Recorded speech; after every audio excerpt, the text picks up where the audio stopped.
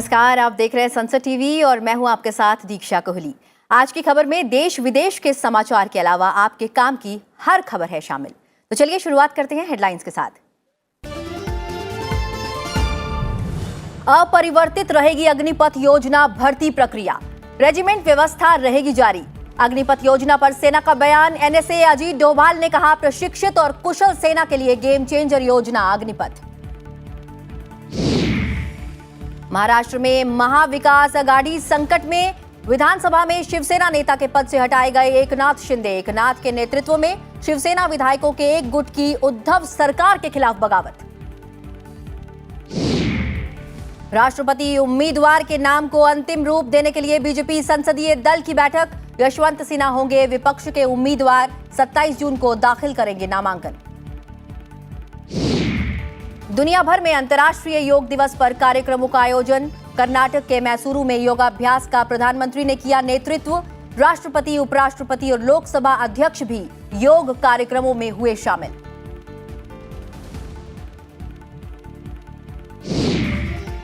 और असम में बाढ़ की स्थिति गंभीर। भुवनेश्वर से बराक घाटी भेजे गए एनडीआरएफ के दल। भूस्खलन के कारण अरुणाचल की राजधानी में टूटा सड़क संपर्क।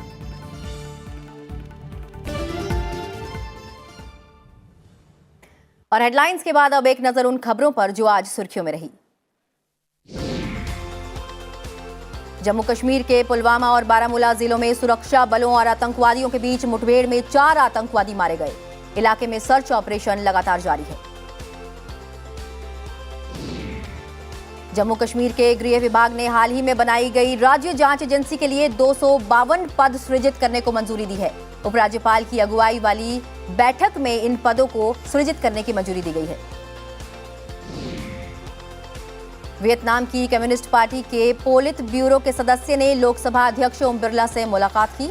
दोनों नेताओं ने द्विपक्षीय और संसदीय सहयोग से संबंधित मुद्दों पर चर्चा की। कांग्रेस नेता राहुल गांधी नेशनल हेराल्ड धन शोधन मामले में पूछताछ के लिए 5वीं बार प्रवर्तन निदेशालय के कार्यालय पहुंचे। राहुल गांधी से कल करीब 12 घंटे तक पूछताछ की गई। उत्तर प्रदेश के आजमगढ़ और रामपुर में लोकसभा सीटों के उपचुनाव के लिए चुनाव प्रचार थम गया है। उपचुनाव के लिए 23 जून को मतदान होना है। वरिष्ठ राजनयिक रुचिरा कंबोज को संयुक्त राष्ट्र में भारत की स्थायी प्रतिनिधि नियुक्त किया गया है। रुचिरा कंबोज वर्तमान में भूटान में भारत के दूत के रूप में कार्यरत हैं।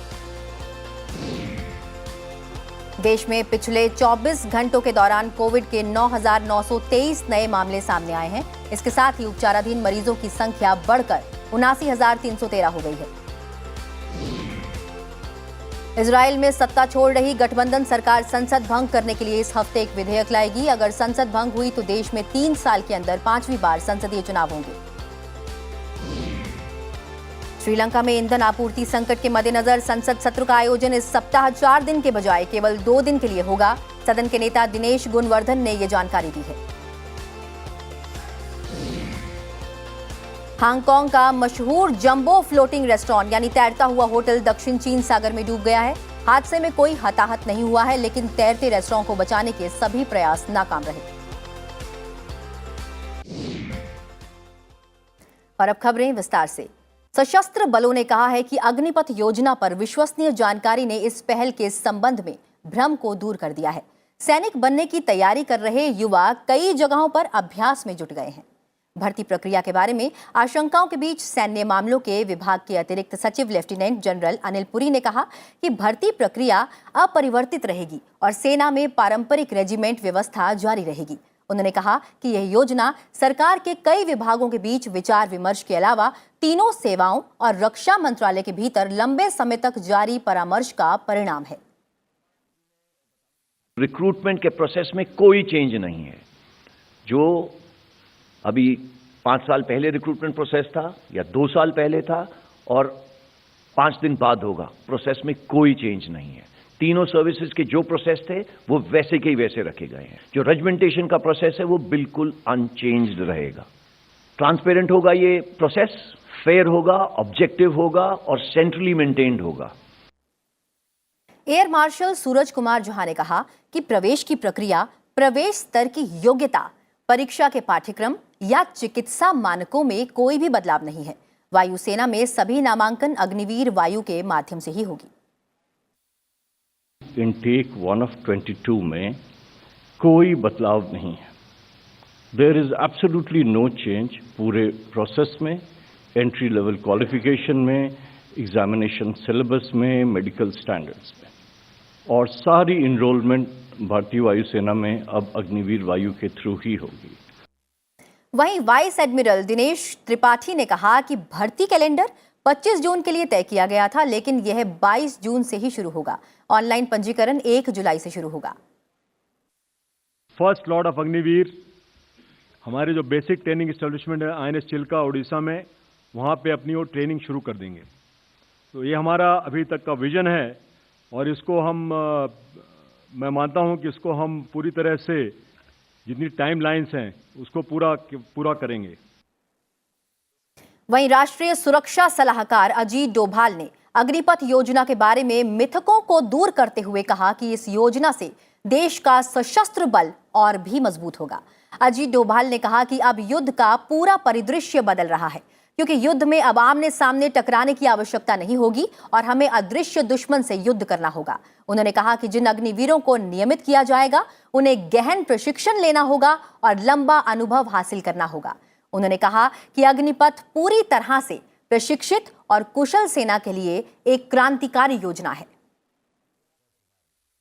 भारत के हर नागरिक, हर यूथ, हर युवा, every youth of this country who has got a desire and a motivation and feels a sense of commitment to defend the country, he gets an opportunity. His youth, his energy, his talent is poured towards making this country strong and impregnably defendable. राष्ट्रपति चुनाव के सिलसिले में BJP संसदीय board की बैठक से पहले केंद्रीय मंत्री अमित शाह और राजनाथ सिंह ने पार्टी अध्यक्ष जेपी नड्डा के साथ उपराष्ट्रपति एम वेंकैया नायडू से मुलाकात की। इस दौरान राष्ट्रपति चुनाव में उम्मीदवार का नाम तय करने के लिए बीजेपी संसदीय दल की बैठक दिल्ली में चल रही है। आपको बता दें कि प्रधानमंत्री नरेंद्र मोदी बीजेपी संसदीय दल की बैठक में शामिल होने के लिए पार्टी मुख्यालय पहुंच चुके हैं। बैठक में शामिल होने के लिए केंद्रीय गृह मंत्री अमित शाह भी पार्टी मुख्यालय पहुंच चुके हैं। पार्टी ने राजनाथ सिंह और जेपी नड्डा को राष्ट्रपति चुनाव के लिए उम्मीदवार तय करने के बारे में विपक्षी दलों सहित सभी राजनीतिक दलों से बातचीत के लिए अधिकृत किया है। दोनों नेताओं ने राष्ट्रपति पद के उम्मीदवार के नाम पर सहमति बनाने के लिए अब तक कई प्रमुख दलों के वरिष्ठ नेताओं से बातचीत की है।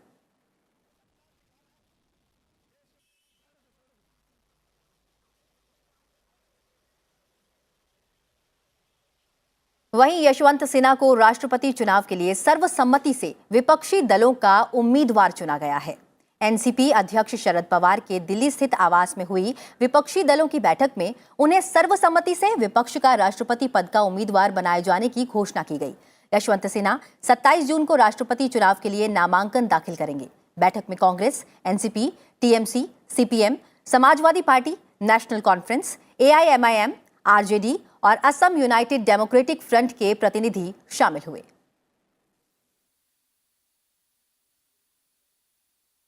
सबको साथ लेकर चले, ये हमारी सबकी मंशा थी। उसी के तहत आज हमको श्री यशवंत सिन्हा जी को स्वीकार करना पड़ा और सभी ने ये माना कि वो एक बहुत बड़े विद्वान भी है। फाइनेंस मिनिस्टर के नाते उन्होंने काम किया। उधर महाराष्ट्र में मुख्यमंत्री उद्धव ठाकरे के नेतृत्व वाली सरकार संकट में नजर आ रही है, क्योंकि शिवसेना के मंत्री एकनाथ शिंदे और कुछ विधायक एकांतवास में चले गए हैं। सोमवार को महाराष्ट्र विधान परिषद चुनावों में शिवसेना के नेतृत्व वाले महाविकास आघाड़ी को झटका लगने के बाद एकनाथ शिंदे से संपर्क नहीं हो पा रहा है। वो पार्टी के कुछ विधायकों के साथ गुजरात के सूरत शहर स्थित एक होटल में डेरा डाले हुए हैं।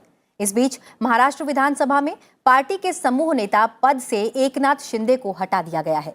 एकनाथ शिंदे की जगह अजय चौधरी को विधानसभा में शिवसेना विधायक दल का नेता बनाया गया है। एनसीपी प्रमुख शरद पवार ने आरोप लगाया है कि राज्य सरकार को गिराने की तीसरी बार कोशिश की गई है, लेकिन उन्होंने भरोसा जताया है कि मुख्यमंत्री उद्धव ठाकरे शिवसेना के आंतरिक मामले को संभाल लेंगे।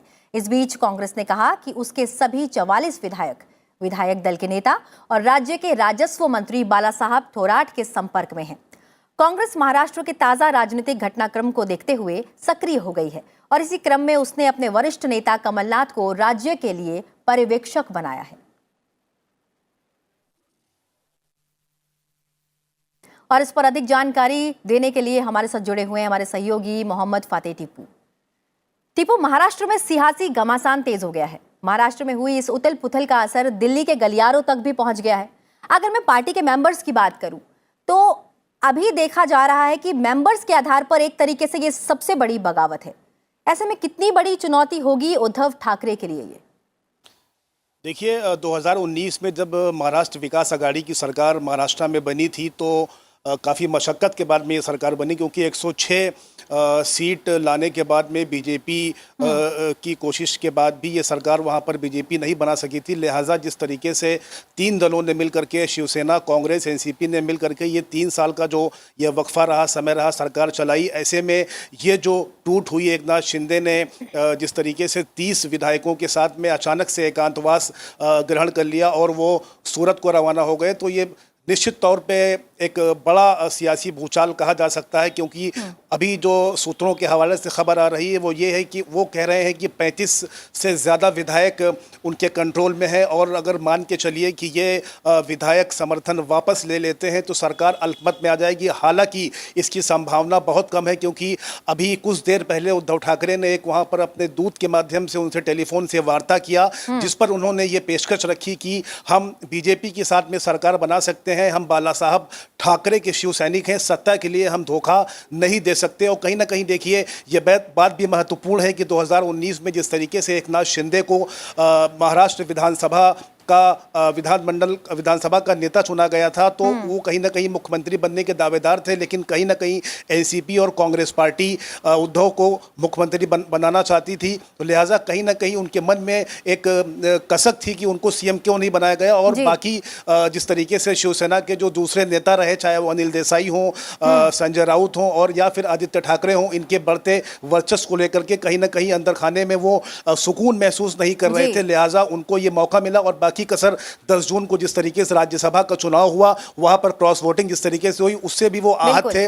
माना जा रहा है कि इन तमाम जो घटनाक्रम पहले जो हुए हैं उसके मद्देनजर उन्होंने अपने विधायकों को अपने पक्ष में किया और फिलहाल वो सूरत में हैं और वो कोशिश कर रहे हैं कि उनकी बात जो है बन जाए। इसी घटनाक्रम में कांग्रेस भी सक्रिय हो गई है और उन्होंने अपने वरिष्ठ नेता कमलनाथ को भी मुंबई रवाना कर दिया। फिलहाल देखने की बात है और है कि महाराष्ट्र का जो सियासी ऊंट है वो किस करवट बैठता है। बिल्कुल, इस तमाम जानकारी के लिए बहुत बहुत धन्यवाद मोहम्मद फातेह टीपू। बढ़ते हैं अगली खबर की ओर। भारत समेत दुनिया भर में 8वां अंतर्राष्ट्रीय योग दिवस मनाया जा रहा है। राष्ट्रपति रामनाथ कोविंद ने अंतर्राष्ट्रीय योग दिवस पर लोगों को बधाई देते हुए कहा कि योग मानवता को भारत का उपहार है। राष्ट्रपति ने कहा कि योग स्वास्थ्य और कुशल क्षेम के लिए एक समग्र दृष्टिकोण है जो तन, मन और आत्मा को संतुलित करता है। उन्होंने सभी से योग को अपने दैनिक जीवन का हिस्सा बनाने और इसके लाभ का अनुभव करने के लिए भी कहा। राष्ट्रपति भवन ने अन्य लोगों के साथ योगाभ्यास करते हुए राष्ट्रपति की तस्वीरें भी ट्विटर पर साझा की। वहीं उपराष्ट्रपति एम वेंकैया नायडू ने कहा कि योग का उम्र, जाति, भौगोलिक स्थिति या धर्म से कोई भी लेना देना नहीं है। उन्होंने कहा कि हर किसी को इसके समृद्ध लाभों को प्राप्त करने के लिए, स्वस्थ रहने के लिए प्राचीन विधा को अपनी दिनचर्या का हिस्सा बनाना चाहिए। हैदराबाद में संस्कृति और आयुष मंत्रालय की तरफ से अंतर्राष्ट्रीय योग दिवस पर आयोजित कार्यक्रम में उपराष्ट्रपति ने कहा कि योग समय की कसौटी पर खरा उतरा है। उन्होंने योग को संयुक्त राष्ट्र में ले जाने और इसे दुनिया भर के लिए लोकप्रिय बनाने के लिए प्रधानमंत्री की तारीफ भी की। योगा भारतीय संस्कृति का एक प्रतीक है और प्राचीन काल से हमारे जीवन पद्धति का अभिन्न अंग रहा है। प्रकृति से जुड़ाव, सभी जीवों से प्रेम और आध्यात्म भारतीय संस्कृति के ऐसी तत्व है जो आप योग की जीवन में भी अवश्य मिलेगा। प्रधानमंत्री नरेंद्र मोदी ने मैसूरू में योगाभ्यास कार्यक्रम का नेतृत्व किया। इस मौके पर प्रधानमंत्री ने कहा कि योग केवल भारत के लिए नहीं बल्कि संपूर्ण मानवता के लिए है। योग सिर्फ व्यक्तियों के लिए नहीं बल्कि वैश्विक शांति में सहायक है। योग ने विश्व में स्वास्थ्य को नई दिशा और निरोगी जीवन का विश्वास दिया है। प्रधानमंत्री ने कहा कि योग की ये अनादि यात्रा अनंत भविष्य की दिशा में ऐसे ही चलती रहेगी। सूर्य की गति के साथ लोग योग कर रहे हैं, योग से जुड़ रहे हैं। जैसे जैसे सूर्य आगे बढ़ रहा है, उदय हो रहा है, उसकी प्रथम किरण के साथ अलग अलग देशों में लोग साथ जुड़ते जा रहे हैं। पूरी पृथ्वी के चारों ओर योग की रिंग बन रही है। वहीं अंतर्राष्ट्रीय योग दिवस के अवसर पर लोकसभा अध्यक्ष ओम बिरला ने संसद भवन परिसर में 8वें अंतर्राष्ट्रीय योग दिवस समारोह का नेतृत्व किया।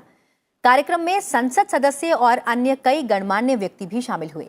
इस अवसर पर बोलते हुए लोकसभा अध्यक्ष ओम बिरला ने कहा कि योग के रूप में भारतीय संस्कृति ने विश्व को एक अद्भुत उपहार दिया है, असाधारण जीवन पद्धति दी है और उत्तम स्वास्थ्य का मार्गदर्शन किया है।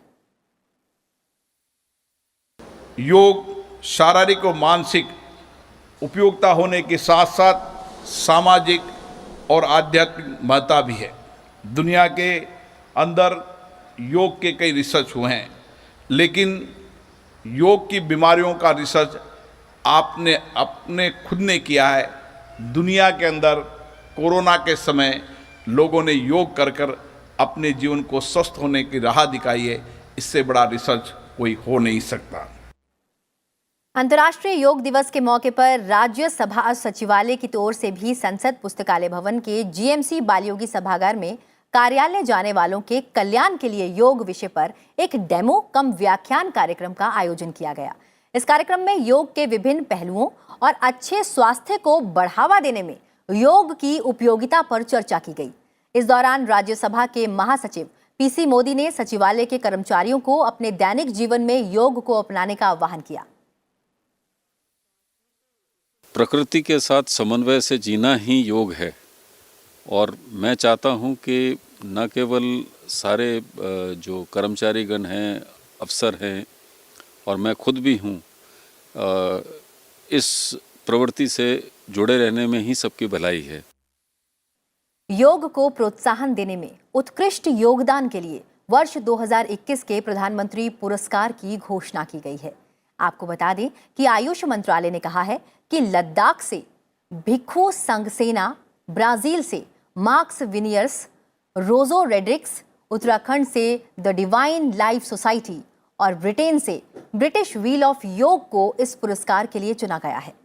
विजेताओं को स्मृति चिन्ह, प्रमाण पत्र और 25 लाख रुपए के नगद पुरस्कार से सम्मानित किया जाएगा। और फिलहाल रुक रहे हैं एक छोटे से ब्रेक के लिए। ब्रेक के बाद देश के तमाम राज्यों से जुड़े महत्वपूर्ण समाचार और अंतर्राष्ट्रीय खबरों पर भी डालेंगे नजर। आप बने रहिए हमारे साथ।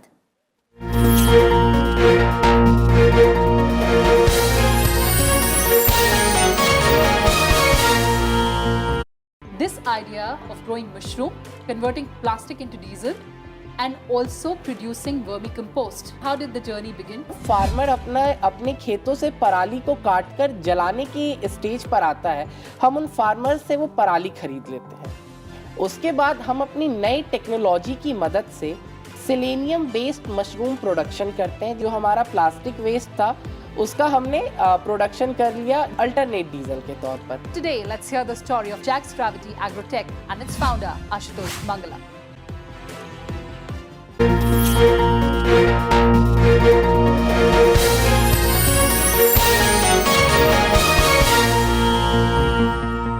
ब्रेक के बाद स्वागत है आप सभी का। आज की खबर में बढ़ते हैं आगे और बात करते हैं राज्यों से जुड़ी हुई खबरों की।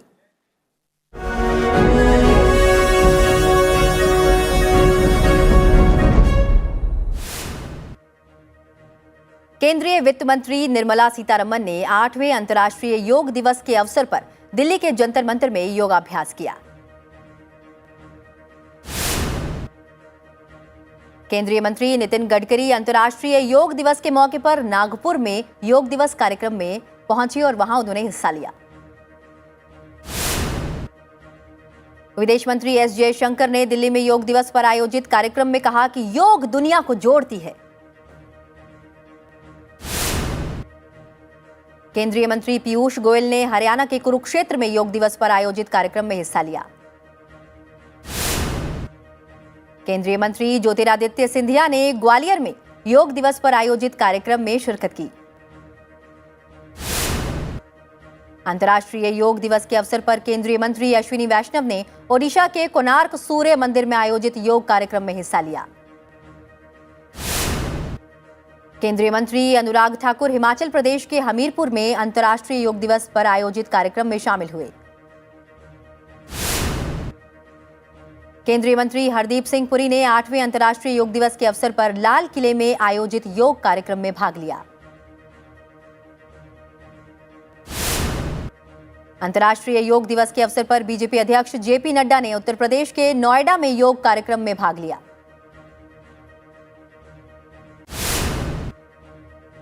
केंद्रीय मंत्री भागवत कराड़ और गुजरात के मुख्यमंत्री भूपेंद्र पटेल ने अहमदाबाद के साबरमती रिवर फ्रंट पर योगाभ्यास कार्यक्रम में हिस्सा लिया। उत्तर प्रदेश की राज्यपाल आनंदीबेन पटेल और मुख्यमंत्री योगी आदित्यनाथ ने राजभवन में योगाभ्यास कार्यक्रम में भाग लिया। उत्तराखंड के मुख्यमंत्री पुष्कर सिंह धामी ने ऋषिकेश के परमार्थ निकेतन में योगाभ्यास कार्यक्रम में हिस्सा लिया। मध्य प्रदेश के मुख्यमंत्री शिवराज सिंह चौहान ने भोपाल में मुख्यमंत्री निवास पर आयोजित योग दिवस कार्यक्रम में हिस्सा लिया। हिमाचल प्रदेश के मुख्यमंत्री जयराम ठाकुर ने शिमला में 8वें अंतर्राष्ट्रीय योग दिवस के अवसर पर रिज मैदान में योग कार्यक्रम में भाग लिया। अंतर्राष्ट्रीय योग दिवस के अवसर पर दिल्ली के मुख्यमंत्री अरविंद केजरीवाल ने त्यागराज स्टेडियम में आयोजित योग कार्यक्रम में हिस्सा लिया। असम के राज्यपाल और मुख्यमंत्री ने गुवाहाटी में अंतर्राष्ट्रीय योग दिवस पर आयोजित कार्यक्रम में भाग लिया। इसमें सुरक्षा कर्मियों से लेकर स्कूली विद्यार्थी तक शामिल हुए। अंतर्राष्ट्रीय योग दिवस पर आईटीबीपी के जवानों ने पहाड़ों पर बर्फबारी के बीच योगाभ्यास किया। योग दिवस पर सेना के जवानों ने बाबा बर्फानी की अमरनाथ गुफा के बाहर भी योगाभ्यास किया।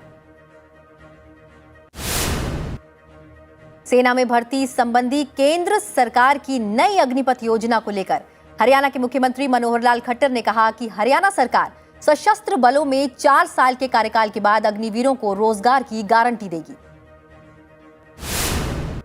छत्तीसगढ़ की सीमा से सटे ओडिशा के नुआपाड़ा में नक्सली हमले में सीआरपीएफ के 3 जवान शहीद हो गए। जवान बोडेन पुलिस थाना इलाके के भैंसदानी के जंगल में रोड ओपनिंग पार्टी में तैनात थे।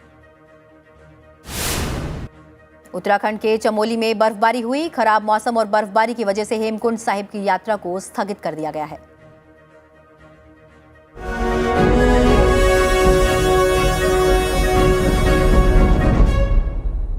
और अब कुछ और अहम खबरों पर नजर डालते हैं। मॉनसून से पूर्वोत्तर राज्यों में बारिश लगातार जारी है, जिससे असम सहित कई राज्यों में हालात गंभीर बने हुए हैं। असम में ब्रह्मपुत्र, बराक और उनकी सहायक नदियों में उफान से कई इलाके जलमग्न हो गए हैं। राज्य में 36 में से 32 जिलों में करीब 48 लाख लोग बाढ़ की इस दूसरी लहर से बेहाल हैं। असम में इस प्राकृतिक आपदा के कारण अब तक 82 लोगों की जान जा चुकी है। ओडिशा से एनडीआरएफ की एक टीम को मदद के लिए असम भेजा गया है। इस बीच पूर्वोत्तर सीमांत रेलवे ने बाढ़ को देखते हुए कई ट्रेनें रद्द कर दी हैं। वहीं पश्चिम बंगाल में भारी बारिश के बाद कई इलाके जलमग्न हो गए, जिसकी वजह से लोगों को मुश्किलों का सामना करना पड़ा।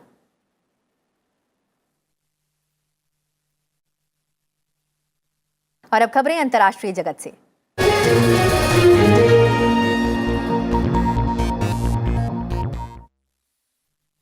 ऑस्ट्रेलिया ने घोषणा की है कि वह संकटग्रस्त श्रीलंका को तत्काल भोजन और स्वास्थ्य देखभाल संबंधी जरूरतों को पूरा करने और आर्थिक सुधार का समर्थन करने के लिए $5 करोड़ देगा। ऑस्ट्रेलिया के गृह मंत्री क्लेयर ओनील, जो इस समय श्रीलंका के दौरे पर हैं, उन्होंने राष्ट्रपति गोटबाया राजपक्षे और प्रधानमंत्री रानिल विक्रमसिंघे से मुलाकात की है। ये सहायता विशेष रूप से महिलाओं और बच्चों के लिए होगी। इसमें स्वास्थ्य सेवाओं और आर्थिक सुधार पर जोर दिया जाएगा। और बुलेटिन में फिलहाल इतना ही। चलते चलते आपको छोड़ जाते हैं वडोदरा में योग दिवस पर बनाई गई रंगोली की तस्वीरों के साथ।